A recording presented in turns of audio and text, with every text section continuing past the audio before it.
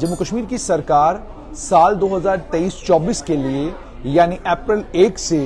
Annual transfer drive school education department में जो होना है उस एनुअल ट्रांसफर ड्राइव के लिए तैयारी कर रही है।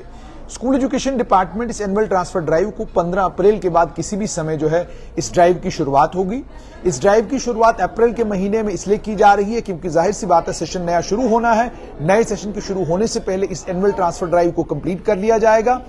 ताकि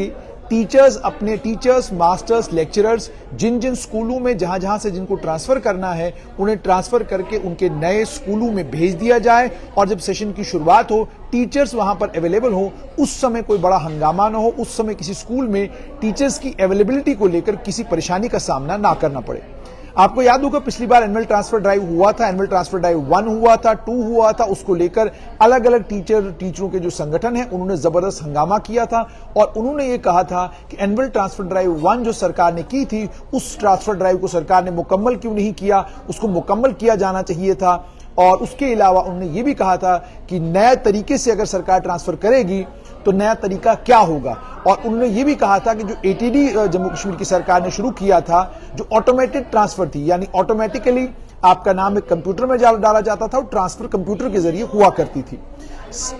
सरकार ने उस एनुअल ट्रांसफर ड्राइव को कंटिन्यू रखते हुए उसके अंदर कुछ इंपॉर्टेंट चेंजेस लाने का फैसला किया है। सूत्रों के हवाले से जो खबर मिल रही है उसमें यह पता चल रहा है कि एक तो 3 जोन्स में इनको डिवाइड किया गया है, soft zone, very soft zone और हार्ड जोन। हार्ड जोन में जिस भी टीचर की पोस्टिंग की जाएगी वो केवल 1 साल के लिए होगी।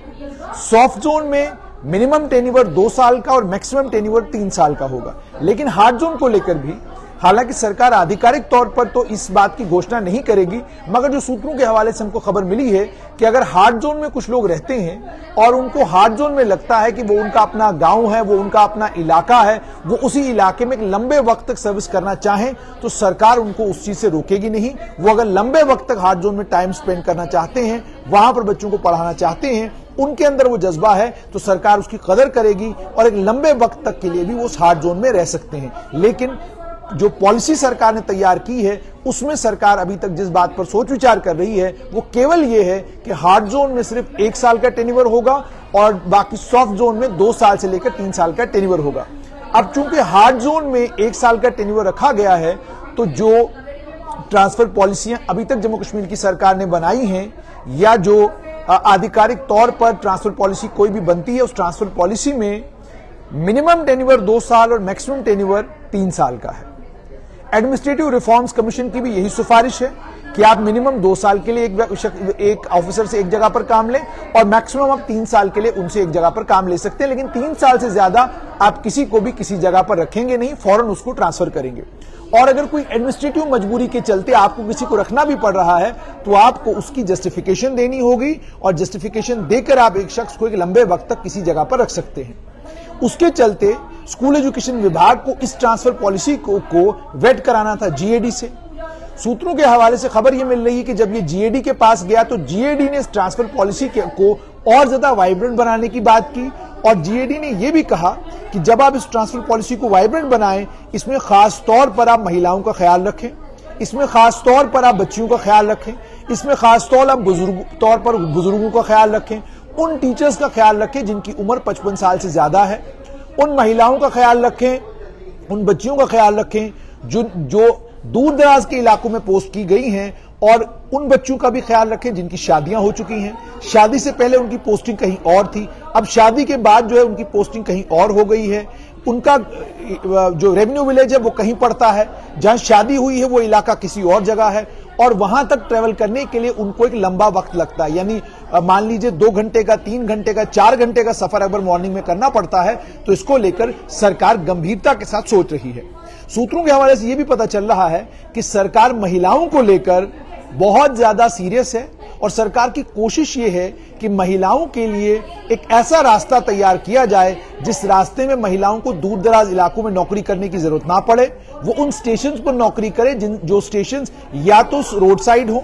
या रोड के करीब हो या जहां गाड़ी जाती हो और जहां से गाड़ी से शाम को वापस आने में उनको ज्यादा दिक्कत और परेशानी का सामना ना करना पड़े। महिलाओं के लिए सरकार इस तरीके से सोच रही है ताकि महिलाओं को एक सुरक्षित माहौल मिले, महिलाओं को एक सुरक्षित टू एंड फ्रो मूवमेंट करने का मौका मिले और महिलाएं जिस भी स्कूल में जिस भी स्कूल में पढ़ा रही हैं, चाहे वो हाई स्कूल है, मिडिल स्कूल है, हायर सेकेंडरी स्कूल है, तीनों जगहों पर इस बात को इंश्योर किया जाए कि उनकी पोस्टिंग ऐसे इलाकों में ना की जाए जहां पर देर रात उनको घर आना पड़े, जहां पर बहुत देर से जहां पर उनको जाने में दिक्कत हो, जहां से वापस आने में दिक्कत हो। उसके बाद सरकार एक डाटा पूल भी तैयार कर रही है उन टीचरों का, मास्टरों का, लेक्चरों का जिनकी मेडिकल कंडीशन है, यानी जब आपने नौकरी की, आप बिल्कुल स्वस्थ थे, लेकिन बाद में आप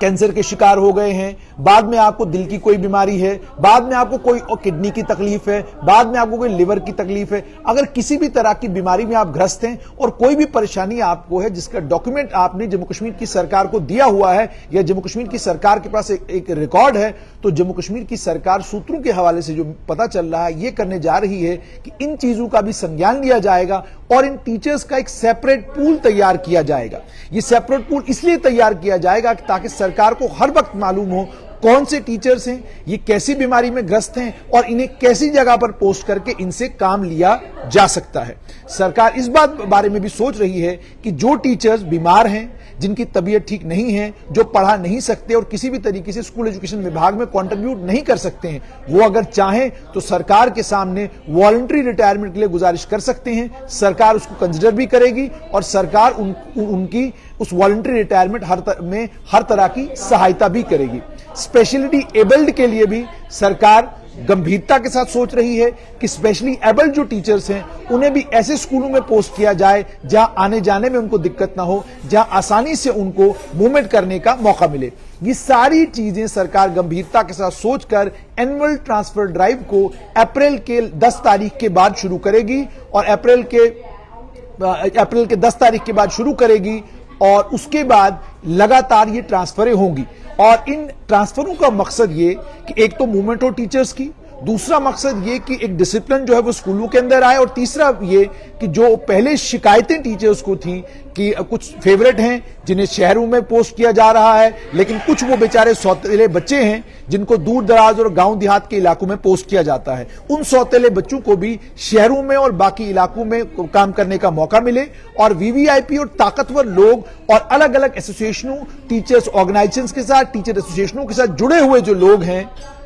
जो लीडरी के चक्कर में शहरों को छोड़कर गांव देहात में जाने के लिए तैयार नहीं है, दूर दराज के इलाकों में सर्विस करने के लिए तैयार नहीं है और मजबूर करते हैं एजुकेशन विभाग को कि एजुकेशन विभाग उनको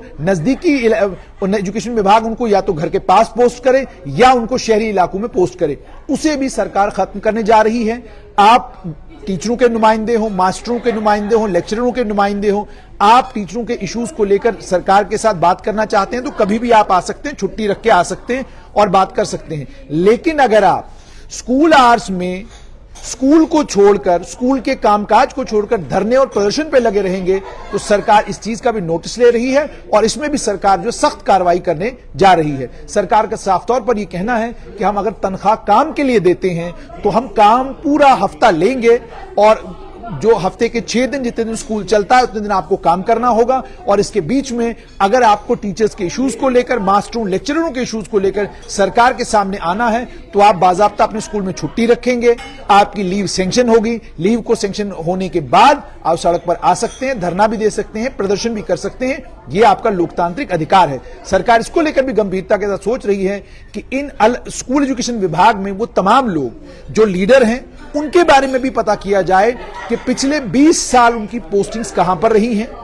उन 20 साल की उन पोस्टिंग्स में उन्होंने वहां पर क्या कंट्रीब्यूट किया है और इस 20 साल की पोस्टिंग में वो लोग खुद कहां कहां पर पोस्टेड रहे हैं, वो कितना दूर दराज के इलाकों में पोस्टेड रहे हैं, किस दूर दराज के इलाके में उन्होंने नौकरी की है और जब वो टीचर लगे थे अगर वो कैटेगरी में सिलेक्ट हुए तो क्या उन्होंने उस कैटेगरी के साथ इंसाफ किया है। इन तमाम चीजों का ख्याल सरकार रखने जा रही है। दूसरा, सरकार ने यह भी कहा है कि जो कैटेगरीज में सिलेक्ट हुए हैं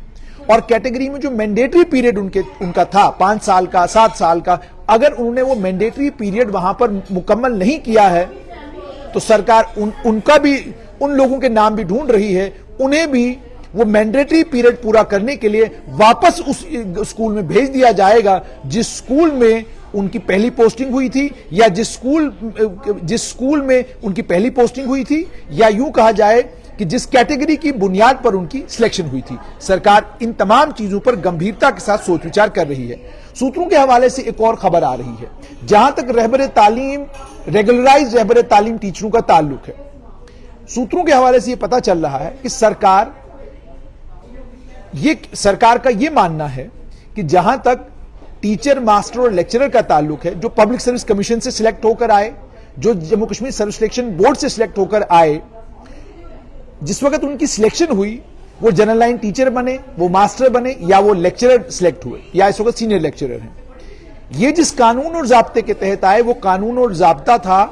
कंपटीशन का, और कंपटीशन के जरिए इन लोगों ने नौकरी हासिल की। जहां तक रहबर तालीम टीचर्स का ताल्लुक है, ये जिस स्कीम के तहत लगे हैं उस स्कीम में इनकी पोस्टिंग उसी स्कूल में होगी, और इनकी पोस्टिंग उसी स्कूल में होगी जिस गांव में इन्होंने जिस गांव के ये रहने वाले हैं, जिस गांव में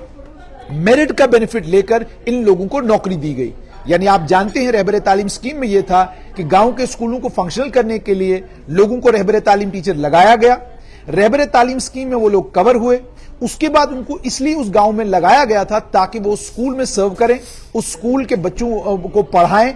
उसके बाद जैसे जैसे वक्त आगे बीतता गया, अब आप जानते हैं कि रेगुलराइज्ड रहबर तालीम टीचर कहते हैं कि हम अब जनरल लाइन टीचर बन गए हैं, अब हमारी भी ट्रांसफर पोस्टिंग बाकी टीचर्स की तरह होनी चाहिए। सूत्रों के हवाले से यह पता चल रहा है कि सरकार का यह मानना है कि जिस स्कीम के तहत आप सिलेक्ट हुए हैं, उस स्कीम में जो प्रोविजंस हैं, उस स्कीम में जो गाइडलाइंस हैं, उस स्कीम में जो चीजें हैं, उसी स्कीम के तहत आपको काम करना होगा। रेगुलराइज होने के बाद भी आप आज भी रेगुलराइज्ड रहबर तालीम टीचर हैं, यानी आप उस स्कीम के तहत आए हैं। वो स्कीम जिन चीजों को मैंडेटरी कहती है, उन्हीं चीजों पर स्कूल एजुकेशन विभाग आगे बढ़ेगा, और विभाग ऐसा कोई काम नहीं करेगा जिस काम से कंपटीशन के जरिए जो बच्चे टीचर बने हैं, मास्टर या लेक्चरर बने हैं, उनको ये महसूस हो कि हम एसएसबी से आए, हम पब्लिक सर्विस कमीशन से आए और हमारे साथ भी वही सलूक, और जो पब्लिक सर्विस कमीशन या एसएसआरबी से नहीं आए उनके साथ भी वही सलूक। यानी ऐसा लग रहा है सरकार ने तय कर लिया है कि रेगुलराइज्ड रहबर तालीम टीचर्स को उन्हीं गांवों में, उन्हीं देहातों में जहां पर उनका स्कूल था, जिस स्कूल में उनकी अपने गांव में सबसे ज्यादा पढ़े लिखे होने की वजह से नौकरी मिली थी, उनको वहीं पर सर्विस करनी होगी, वहीं पर उन्हीं बच्चों को पढ़ाना होगा। अब ये एनुअल ट्रांसफर ड्राइव जल्द शुरू होने वाली है, और सरकार की कोशिश ये कि इस बार जब एनुअल ट्रांसफर ड्राइव हो तो न कोई शिकायत रहे, न कोई शिकवा रहे।